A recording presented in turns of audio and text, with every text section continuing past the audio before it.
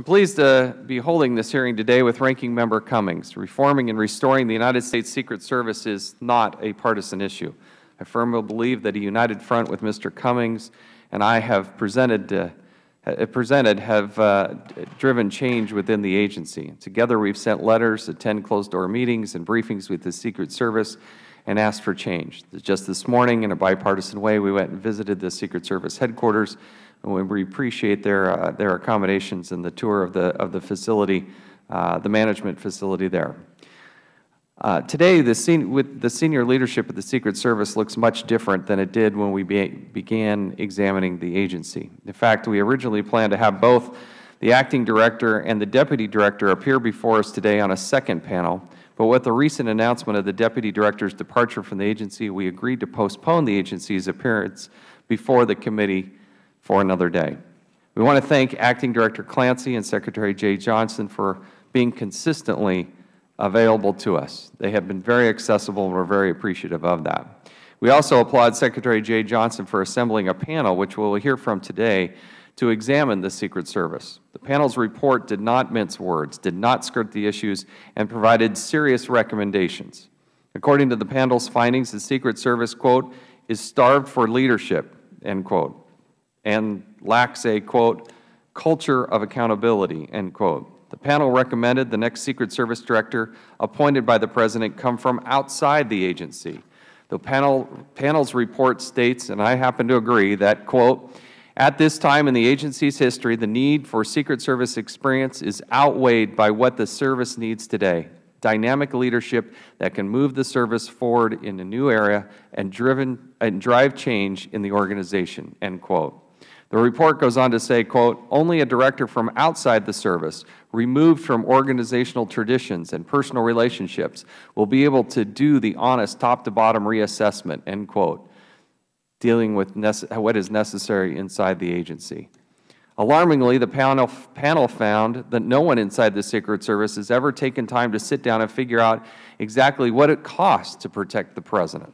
In fact, the panel found, quote, no one has really looked at how much the mission done right actually costs, end quote. This is simply unacceptable. Combined with other limitations like insufficient training, antiquated technology, and insular attitude, these factors have all contributed to the recent security breaches. The fact that the panel made these findings is not surprising. But I will tell you personally, it's very refreshing to have a panel take such a deep, serious look into the agency and provide some very candid results and perspective. And he did it in a very swift manner, and for that we're very, very thankful. Over the past several years, a series of security breaches have raised a number of questions about the effectiveness of the agency. In 2011, a man fired a high-powered rifle at the White House while President Obama's daughter was inside the residence.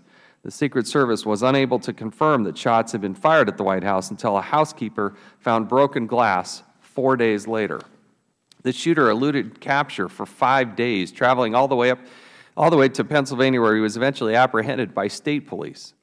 On September 19th of last year, with a partially amputated foot and a limp, wearing Crocs, a man was able to jump the White House fence. Contrary to initial reports from the Secret Service, this man made it all the way into the green room, armed with a 3.5-inch knife that was serrated. The same month, an armed security contractor was allowed on an elevator with the President, unbeknownst to the Secret Service and in violation of protocol. We still don't know where the breakdown was that enabled this to happen. Last month, the gunman fired shots near the Vice President's residence in Delaware. Security cameras were unable to capture video of the gunman. To this day, we still don't know who fired those shots. This was very close to active Secret Service agents at the residence.